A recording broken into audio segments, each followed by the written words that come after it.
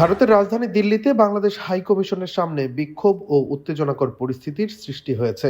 হিন্দুত্ববাদী সংগঠন বিশ্ব হিন্দু পরিষদ, ভিএইচপি এবং বজরং দলের নেতাকর্মীরা এই বিক্ষোভে অংশ নেয়। বিক্ষোভকে কেন্দ্র করে আগেই বাংলাদেশ হাই কমিশনের নিরাপত্তা জোরদার করে পুলিশ ও প্রশাসন। হাই কমিশন এলাকা 3 স্তরের ব্যারিকেড দিয়ে ঘিরে ফেলা হয় এবং মোতায়েন করা হয় বিপুল সংখ্যক পুলিশ ও আধা সামরিক বাহিনী। তবে পরিস্থিতি নিয়ন্ত্রণে থাকার মধ্যেই বিক্ষোভকারীরা পুলিশের ব্যারিকেড ভেঙে হাই কমিশনের ভেতরে ঢোকার চেষ্টা চালায়। এতে পরিস্থিতি আরো উত্তপ্ত হয়ে ওঠে। বিক্ষোভকারীদের সরিয়ে দিতে পুলিশ লাঠিচার্জ করলে এলাকায় বিশৃঙ্খলা দেখা দেয়। গত সপ্তাহে বাংলাদেশের ময়মনসিংহে দীপু দাস নামে এক হিন্দু যুবক হত্যার ঘটনার প্রতিবাদে এই বিক্ষোভের ডাক দেয় হিন্দুত্ববাদী সংগঠনগুলো। বিক্ষোভ চলাকালে তারা বাংলাদেশ সরকারের বিরুদ্ধে বিভিন্ন স্লোগান দেয় এবং হাতে নিন্দাসূচক ব্যানার ও প্ল্যাকার্ড বহন করে। উদ্ভূত পরিস্থিতির কারণে দিল্লিতে বাংলাদেশ হাই কমিশন থেকে সব ধরনের কনসুলার সেবা ও ভিসা প্রদান সাময়িকভাবে স্থগিত করা হয়েছে। পরবর্তী নির্দেশ না দেওয়া পর্যন্ত এসব সেবা বন্ধ থাকবে। এদিকে ব্যারিকেড ভেঙে পড়ার পরও হাই কমিশন এলাকা উত্তেজনাপূর্ণ থাকতে দেখা যায়। পরিস্থিতি নিয়ন্ত্রণে রাখতে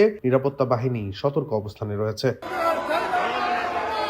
ডেস্ক রিপোর্ট, দৈনিক ডেস্টিনি।